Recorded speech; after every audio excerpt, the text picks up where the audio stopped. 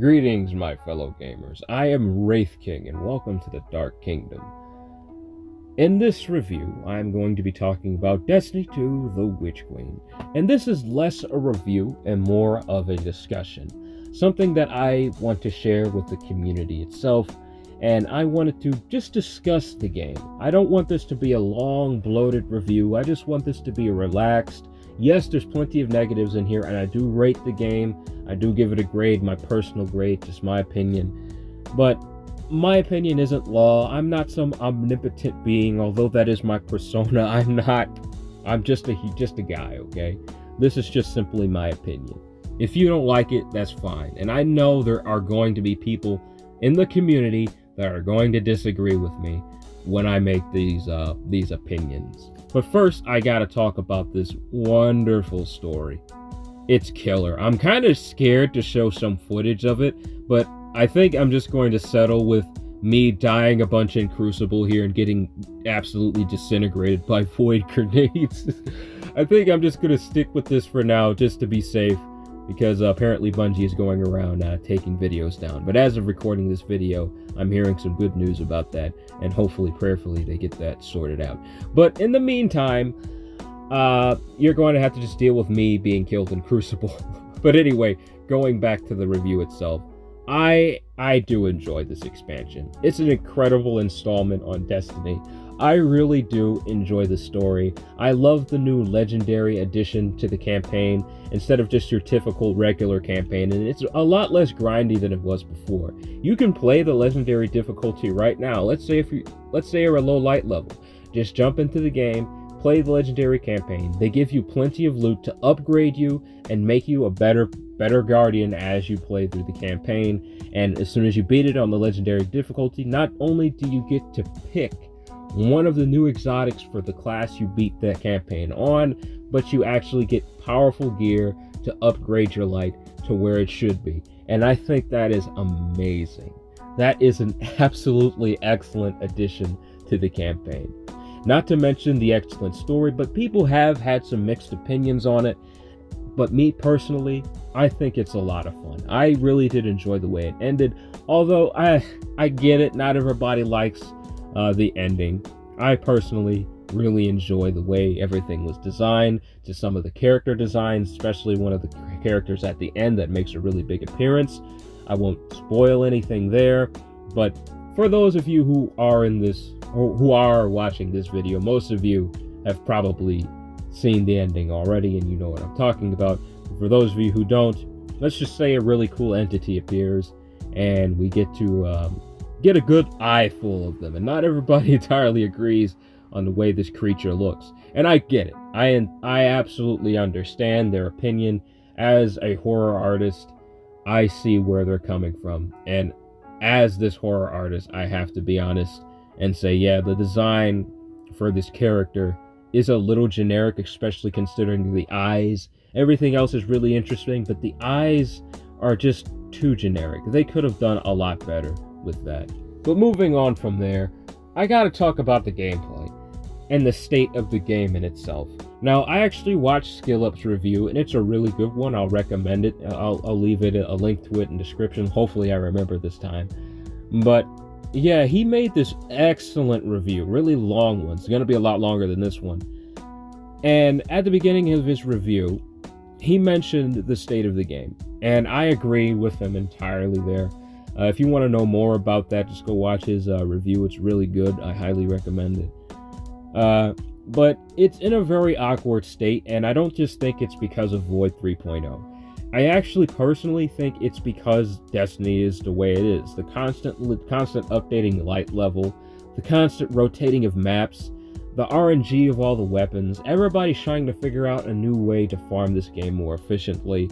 And as time passes, the game is going to get this way whether we like it or not. And the same is said for basically every live service. Even Warframe, although I think they have a little bit more of a grind in that's a bit more based on how you play, not the game itself. I think it's safe to say that this was mostly expected. I expected something like this to happen. I expected something like Void 3.0. I expected Stasis to happen eventually. And eventually it got nerfed, and now we got a new Stasis, which is Void 3.0. I hope Void doesn't exactly get nerfed. I think it's fine the way it is, because I don't want this to end up like Stasis. Because as soon as Stasis was released like this is basically the same layout as the Stasis. They have the aspects and whatnot. If this gets nerfed, I'm afraid no one's going to play it anymore like Stasis. I don't want that to happen. I want people to continue to play this subclass, but I don't want to see it everywhere. And it is everywhere. There is not one map where I have not seen 4 or 5 people using Void all at the same time. It is absurd. Even in raids, which you will see, almost everyone is using Void. But I can't really blame them. It's a really powerful subclass right now. And I think that's the big issue with a lot of the gameplay flaws that's been happening right now. The power creep, I think it is because of Void and how powerful it has gotten. And I don't want it to get nerfed. I don't want that to happen. I would prefer to see Arc 3.0 and Solar 3.0 before I say anything needs to be nerfed. But alright, let's talk a little bit more about this raid, because this is a pretty interesting one.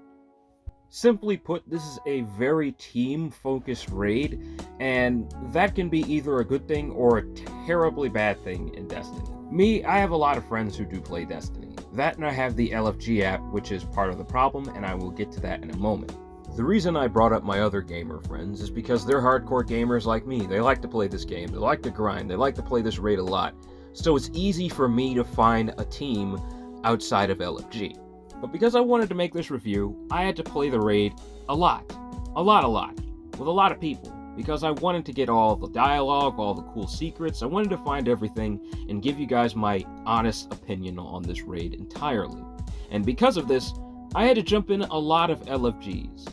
And usually that's not a problem for me. Whenever I'm in an LFG, it's normally pretty easy. There's always one specific way to do each encounter in a specific raid, and it makes it rather easy to do in an LFG, even more so than when you're with friends, because everybody who's there is just there to get it done and get it out the way, and you're not really joking around like I usually do with my friends. We usually just fool around and have a good time, but when I'm in an LFG, people just want to get it done and get it out the way, and then that's it. So it's usually pretty quick when you're in an LFG. However, that was just not the case here for this raid. And it's not because of the community, it's not because of anyone. Not my team, not anyone, not even me. And I'm a terrible player. This raid is extremely mechanic heavy, so there are multiple ways to do each encounter. And some people might have an opinion as to how this encounter should be completed. Some people want to finish the last encounter, the gameplay I'm showing you right here, and arguably this is how it's always been in raids, multiple ways to beat it. But in this raid, it's much more prominent, there's more things to do, and more jobs to have. Without spoiling too much, I know I'm already showing you the last boss here, but I just don't want to tell you too much else about the raid because it is just a really cool experience, especially with your friends. But the rest of the encounters are very mechanic heavy and really require a lot of teamwork. And that can be a good thing and a bad thing. And if you're not with your friends who watch that same guide video you did on YouTube, you're bound to run into someone who watched a completely different video showing them a completely different way to do this encounter. But what am I saying here? Every encounter seems to focus around the internet's favorite word, opinion. It is your opinion to play this way. It is my opinion to play that way. It is my opinion to play this way. And this usually leads to a lot of confusion and a lot of kicking, especially when it's concerning these 26 symbols you see right here. These symbols are throughout the entire raid and all have a unique callout, but who's to say you're going to remember all of them on the spot? So basically, the whole thing with these symbols is describe them the best way you can. And I think you can see where I'm going with this. Whenever you have an encounter with these symbols, people have to call out what they are and what they see, and not everybody agrees entirely with the way these are actually said. Some people like to call this symbol Jesus. Some people like to call it hug. Other people like to call it black man. People also like to call this one black man. But then they turn around and call this one black man too. Then people like to call this one hole in chest. And then they rarely sometimes call it depression. And people rarely, if ever at all, actually call it grieve, which it says grieve. It's called grieve right here. As a colored man, I don't mind people constantly saying black man. It does not bother me. But not every symbol is black man. Please understand this. But yeah, essentially, this is a very mechanic-heavy raid, and that is the problem in the end. A lot of people are going to have different opinions as to how they can finish this, and that's the issue at the end of the day. But alright, you understand the mechanics are pretty complex, so it's best to stick with your friends.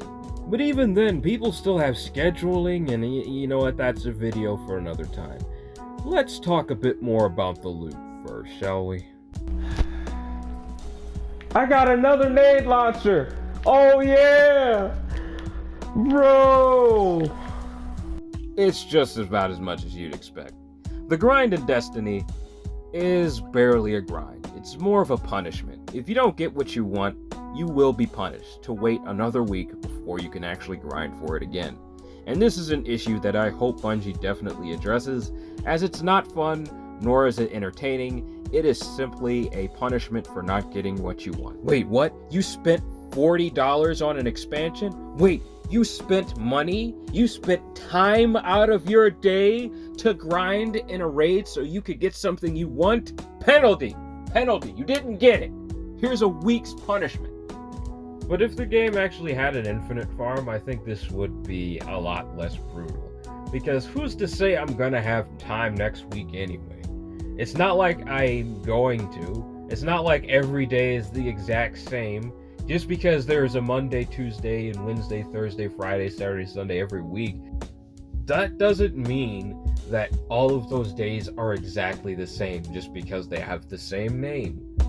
Every day is different, and just because I have time this Tuesday does not mean I'm going to have time next Tuesday to grind 3 times in this raid and maybe get what I paid for. This is the issue that I think Bungie should definitely address and make it to where there is legit bad luck protection. This isn't Genshin Impact, where I'm wasting my money on a gacha that may or may not give me D-Luke.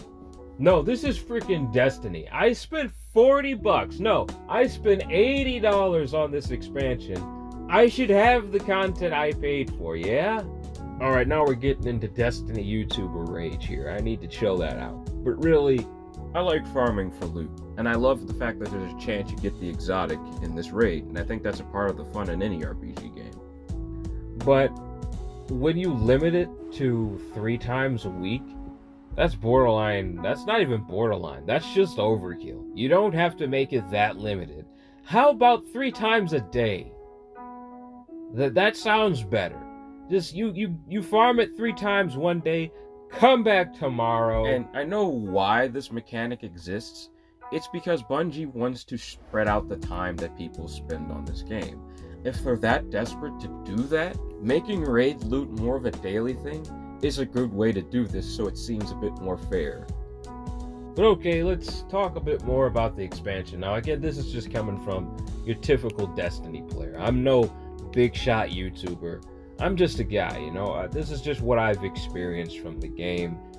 I like it, I do. There are aspects of this game that I really do enjoy. I love the weapons, but I can't really recommend it to anyone who isn't already playing. Because right now, if you're coming into this new, I just wouldn't recommend it because there's so many expansions you have to buy. Although recently they did vault a few of them, you just have to buy Beyond Light and Witch Queen if you want to experience most of this content on PC. And that's not that bad. On PC you can play most all of the content here for absolutely free. No charge at all, really. You can play a strike whenever you want. Same goes for Gambit, Crucible, all of that stuff you can play for free. You can join a fire team, talk to your buddies. This is an all-around positive experience on PC. So I have to rate this actually pretty high on PC. And I sure as heck am. Now on my channel, my grade system is a little different. B's are really good. That's all I have to tell you. They are very, very good. On PC, I'm giving this a B.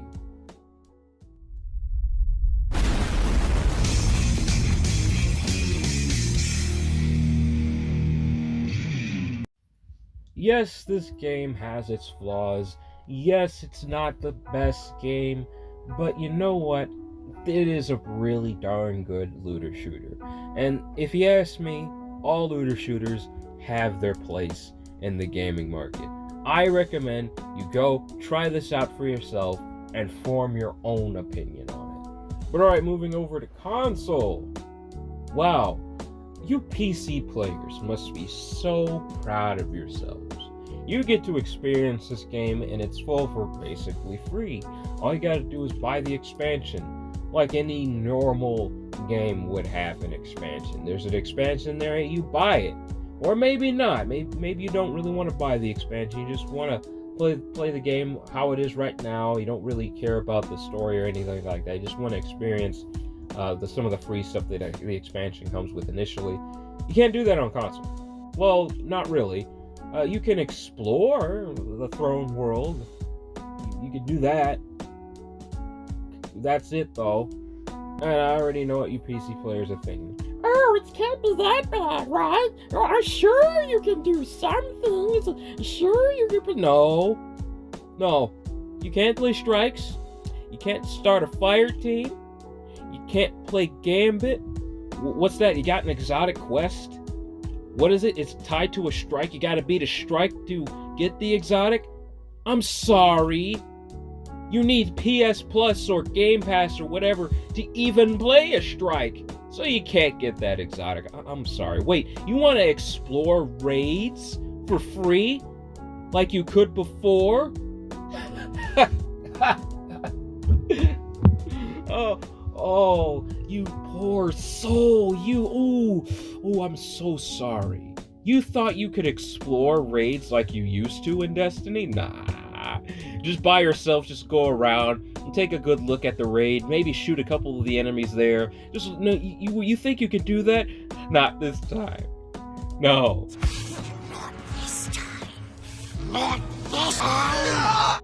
On console, there's just too many prices to actually pay. The Witch Queen expansion, the other expansions that will be released, Game Pass, and all that's just way too much money to get this game up and started when you could just buy a $60 game or $70 game these days and get an experience that's far longer and far less punishing than Destiny.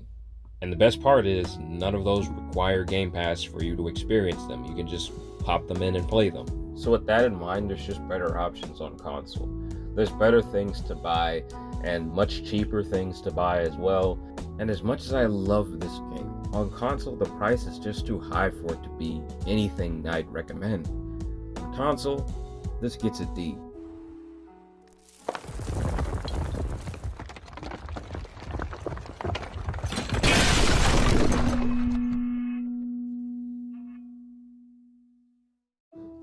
Now, easy. This is far from my lowest grade. I don't think I'm ever going to give anything my lowest grade, which is a letter grade lower than this, but I'm never giving, probably never anyway, giving anything that low.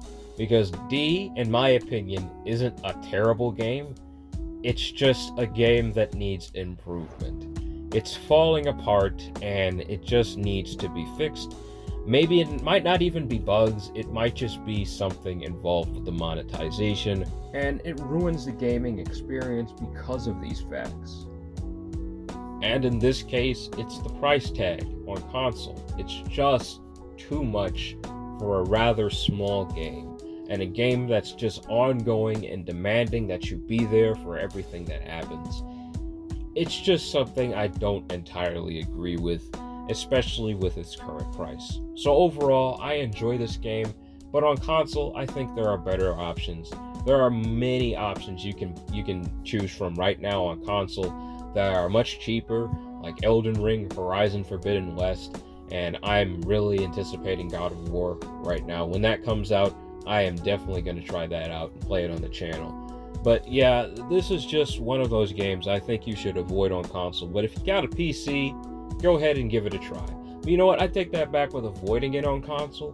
Keep an eye on it, because you never know when they're actually going to lift the whole PS Plus thing or the Game Pass thing.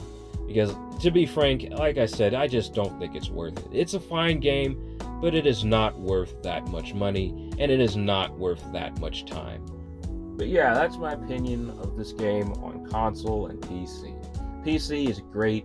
Console, the price is just not worth it enough. Although this game is great, I just don't think it's anywhere near worth that price. But alright, that's all the time I have left for this video. If you liked it, please do leave a like, comment, and subscribe. Whether you agree or disagree with me, I appreciate your company nonetheless. Thank you for watching this video. Thank you for sticking with me here to the end. And I hope you all have a wonderful and blessed day. Bye.